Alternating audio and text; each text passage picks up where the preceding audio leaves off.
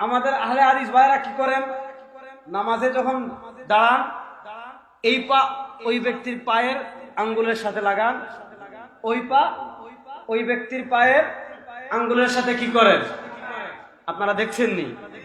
এইভাবে পায়ের সাথে পা মিলিয়ে নামাজ পড়ার কিছু মানুষ আপনারা কি দেখেছেন? মনোযোগ দিয়ে শুনেন কথা। এইভাবে পায়ের সাথে পা লাগিয়ে নামাজ পড়া বেদাত। বলেন, এইভাবে পায়ের সাথে পা লাগিয়ে নামাজ পড়া, জোরে বলেন, এইভাবে পায়ের সাথে পা লাগিয়ে। আমরা যখন নামাজের ইমামতি করি, বাংলাদেশের ইমাম সাহেবরা কিবলামুখী হয়ে দাঁড়ায় যখন একামত হয়, কিন্তু ওমর ফারুক যখন মসজিদে নববীর মধ্যে ইমামতি করতেন কিবলামুখী হতেন না, তিনি মুসল্লিদের দিকে মুখ করে বসে থাকতেন। সুবহানাল্লাহ। মুসল্লিদের দিকে মুখ করে দাঁড়ায় থাকতেন, হাতে থাকতো লাঠি, একামত চলতেছে লাঠি দিয়ে এই সামনে আসো, এই পিছনে, এই সামনে, পিটায় পিটায় কাতার সোজা করে দিলেন। সুবহানাল্লাহ। এখন আমরা কাতার সোজা করি না, কাতারের ফাঁকা রাখি, পায়ের সাথে পা মিলাই না। আল্লাহ বিষ্ণু বললেন, পায়ের সাথে পা মিলাইলে তোমাদের হৃদয়গুলো মিলাই দিবে কে? আর পায়ে পা না মিলিয়ে দিলে গ্যাপ রাখো, হৃদয়ের মধ্যেও গ্যাপ রাখবে কে? নবী করিম সাল্লাল্লাহু আলাইহি ওয়াসাল্লাম বলেছেন, কোন জাতি যদি কাতার বাঁকা করে তাদের অন্তরগুলোকে আল্লাহ বাঁকা করে দেন। তাদের মধ্যে ইখতিলাফ মনোমালিন্য তৈরি হয়, মতপার্থক্য তৈরি হয়, মিল থাকে না। আর আরেকটা বিষয় কাতার সম্পর্কে খুবই গুরুত্বপূর্ণ, তা হলো কাতারের মধ্যে অযাচিত ফাঁকা রাখা যাবে না। কাতার যথাসম্ভব মিলিয়ে মিলিয়ে দাঁড়াতে হবে। কান্নাহুম বুনিয়ানুম মারসুস, একেবারে সারিবদ্ধ গাছের মতো করে, জিহাদের ময়দানে যেরকম আপনার যোদ্ধারা দাঁড়ায়, ঠিক সেভাবে নামাজের জন্য দাঁড়াতে হবে এবং কাতারে ফাঁকা বন্ধ করতে হবে। নবী করিম সাল্লাল্লাহু আলাইহি ওয়াসাল্লাম সালাত শুরুর আগে বলতেন, সুদ্দুল খালাল, তোমরা কাতারে ফাঁকা বন্ধ করো। তিনি বলতেন, তোমরা কাতার সোজা করো এবং কাতারে ফাঁকা বন্ধ করো। লা তাদাউল ফুরজাত লিশ-শাইতান, তিনি বলতেন শয়তানের জন্য মাঝখানে ফাঁকা রাখিও না।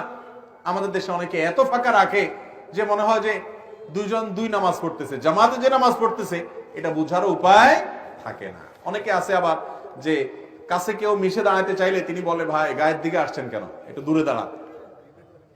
আছে না এরকম বলে?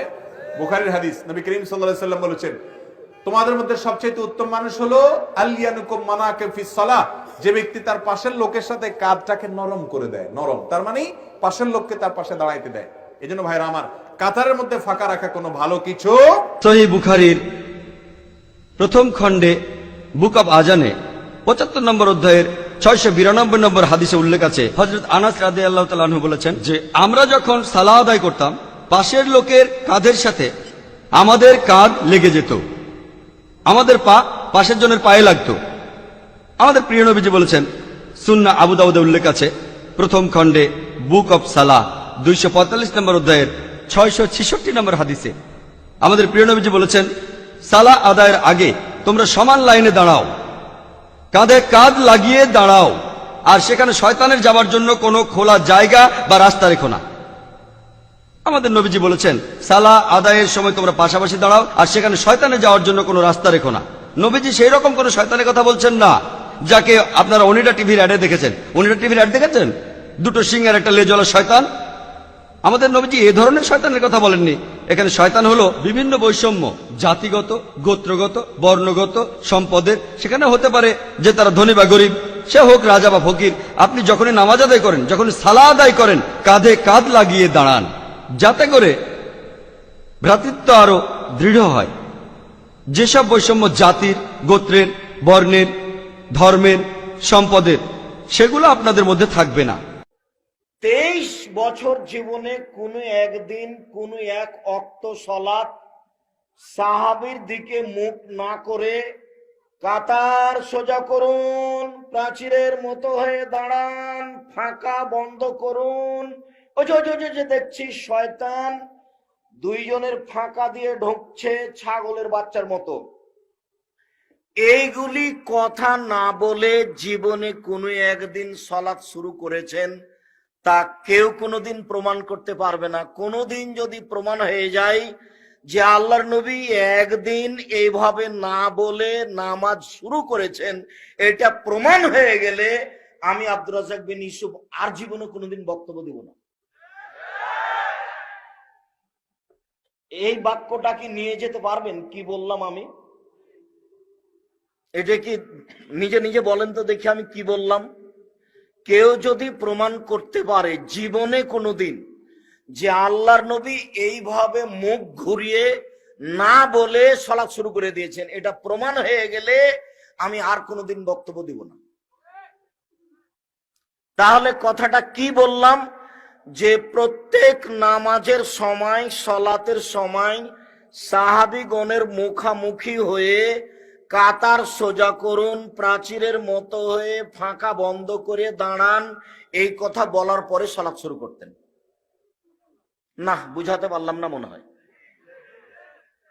আপনি যান কুমিল্লা শহরে, যেখানে সেখানে যান, একামাত শুরু হয়েছে তখন ও পাগড়ি পেঁচাচ্ছে, যেমন একামাতের শেষে তেমন আল্লাহু আকবার। জীবনে আপনি তাকে কোনোদিন দেখবেন না যে মুখামুখি হয়ে বলছেন যে কাতার সোজা করুন।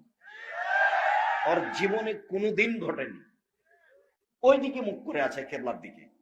আর আমি বললাম জীবনে কোনো একদিন যদি আল্লাহর নবী মুখামুখি না হয়ে এই কথা না বলে সালাত শুরু করে দিয়েছেন, একদিন যদি আপনার ইমামের মতো হ্যাঁ নামাজ শুরু করে দিয়েছেন, এটা প্রমাণ হয়ে যায়, আমি আব্দুর রাজ্জাক বিন ইউসুফ আর জিন্দেগিতে কোনোদিন বক্তব্য দিব না। সারা পৃথিবীবাসীর সাথে চ্যালেঞ্জ করলাম। এসআই নিয়াজ তিনি জানতে চেয়েছেন, আমাদের মসজিদগুলোতে ডানে বায়ে 3-4 ফিট আর সামনে পিছনে এক কাতার ফাঁকা করে নামাজ আদায় করা হচ্ছে, এটা জায়েজ কিনা? আর কতিপয় লোক এত দূরে দূরে দাঁড়িয়ে নামাজ আদায়ের বিরুদ্ধে গিয়ে মসজিদ ব্যতীত অন্য স্থানে মোটামুটি জামাত বানিয়ে পাঞ্জেগানা নামাজ সহ জুমার নামাজও আদায় করে নিচ্ছেন, কোনটি সঠিক? প্রিয় ভাই, যদিও আমরা জানি যে জামাতের কাতারের মধ্যে কাতার মধ্যখানে কোনো ফাঁকা না রাখা এটি রাসূল সাল্লাল্লাহু আলাইহি ওয়াসাল্লামের গুরুত্বপূর্ণ একটি সুন্নাত এবং নির্দেশ। আল্লাহ নবী সাল্লাল্লাহু আলাইহি ওয়াসাল্লাম কাতারে দাঁড়িয়ে বলতেন, সাওয়ু সুফুফাকুম ওয়া তারাসসু ওয়া সুদ্দুল খালাল, তোমরা মধ্যখানে সব ফাঁকা বন্ধ করো, পরস্পর একেবারে ভালোভাবে মিলে মিলে দাঁড়াও, এই কথাগুলো বলতেন। এবং আল্লাহ নবী কোনো ধরনের ফাঁকা থাকলে সেটাকে বন্ধ করে দিতেন এবং বলতেন যে যখন ফাঁকা থাকে কাতারের মধ্যখানে, তো আমি লক্ষ্য করি তোমাদের কাতারের ফাঁকার জায়গায় দুজনের মধ্যখানে শয়তান ছোট একটি বকরির বাচ্চার মতো এসে দুজনের মধ্যখানে দাঁড়িয়ে দাঁড়িয়ে উভয় পাশের মুসল্লির নামাজের মধ্যে বিঘ্ন সৃষ্টি করতে থাকে। কাজেই অবশ্যই কাতার মধ্যখানে ফাঁকা রাখা তো নিষিদ্ধ। তবে যার অন্তরে বিন্দু পরিমাণ অহংকার আছে তিনি কি করবেন না? তিনি জান্নাতে যাবেন না, জাহান্নামে যাবেন, তাই না? বিন্দু পরিমাণ অহংকার আছে যার অন্তরে। আপনার পায়ের সাথে পা লাগানোর নির্দেশ কি আমার নাকি রাসূলের? রাসূলের নির্দেশ পালন করতে গিয়ে কেউ যদি অহংকার দেখায়, তাইলে পরিস্থিতিটা কি হবে? ইন্নাল্লাযীনা ইস্তাকবিরুনা আন ইবাদাতি সায়াদখুলুনা জাহান্নামা দাখিরিন। যারা আমার ইবাদত করতে গিয়ে অহংকার দেখাবে তারা জাহান্নামে লাঞ্ছিত অবস্থায় প্রবেশ করবে। প্রিয় ভাই, প্লিজ, রাসূল বলেছেন তোমরা পায়ের সাথে পা লাগিয়ে দাঁড়াও, এতে অহংকার কি? আপনারা আমার কাছে মনে হয় না যে এটা অহংকার। যিনি অহংকার করে করছেন তিনি তো শেষ। রাসূল বলেছেন, আল্লাহ বলেন অহংকার আমার চাদর, যে অহংকার করে ও আমার চাদর নিয়ে টানাটানি করে। আপনি আমার জামা নিয়ে টানাটানি করলে আমি কি খুশি হব আপনার প্রতি? কি বলেন? আপনি আমার জামা নিয়ে টানাটানি করতেছেন, আমি কি খুব খুশি হব? তা আল্লাহ কেমনে খুশি হন আল্লাহর আপনি যদি চাদর নিয়ে টানাটানি করেন? এই জন্য এটা একটা কারণ। আর 2 নম্বরে শুনেন, 2 নম্বর আরেকটা কারণ আছে। মানুষ শুধুমাত্র অহংকারের কারণেই পা লাগায় না এরকম না। কেউ কেউ পা লাগায় মনে করে পা লাগাইলে কি হয়? বেয়াদবি হয়। দেখবেন না যে একদল পা লাগাইলে অনেকবার চুমু দেয় না? এরকম চুমু দেওয়া জায়েজ আছে? জায়েজ নাই, জায়েজ নাই, এটা খেয়াল রাখবেন। এরকম চুমু দেওয়া জায়েজ না। আপনার পা সরেছে, আপনি সরি বলে পাটা সরে ফেলান না। অতএব চুমু দেওয়ার ইস্যু না। অনেকে মনে করেন যে পা লাগাইলে বুঝি বেয়াদবি হয় মুরব্বীদের সাথে।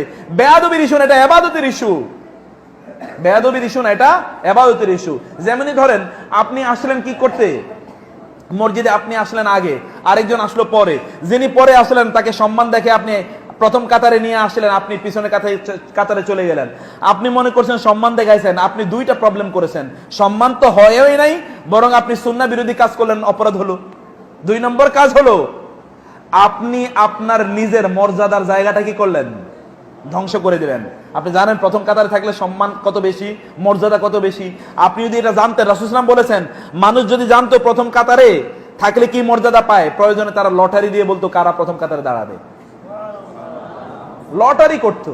আপনি নিজেই না বুঝে কি, ওই যে আমাদের দেশে বলা হয় না যে কি যেন খুব খুব গুরুত্বপূর্ণ জিনিস পায়ে ঠেলা কি করে ফালাইয়া দেয়, বুঝে নাই এটার মূল্য, এজন্য অমূল্য ধন সে পায়ে ঠেলে ফেলে দিল। এটা অমূল্য সম্পদ, এটা করবেন না। পায়ের সাথে পা লাগিয়ে দাঁড়াবেন। আপনাদের কাছে কি আমরা এটা প্রত্যাশা করতে পারি যে পায়ের সাথে পা লাগিয়ে দাঁড়াবেন? অনেকেই বলে না, তারা আগে মনে করছে যে আগে হুজুরের কাছে জিজ্ঞেস করে নেই, কারণ বলেন না, আপনারা তো হাদিসের কথা বলছি, একটা হাদিসও কেউ দেখাতে পারবে না যে পায়ের সাথে পা লাগাতে হবে না, একটাও কেউ দেখাতে পারবে না, এখানে বলে গেলাম। বরং পায়ের সাথে পা লাগাতে হবে, এইটাই হাদিসের কথা। আপনারা আমল করবেন না? করুন। অহংকার দেখাবেন না। আল্লাহর রাসূলের ব্যাপারে কোনো অহংকার নাই। আপনি পায়ের সাথে পা লাগিয়ে দেখান না যে আপনার আন্তরিকতা কি পরিমাণ বেড়ে যায়।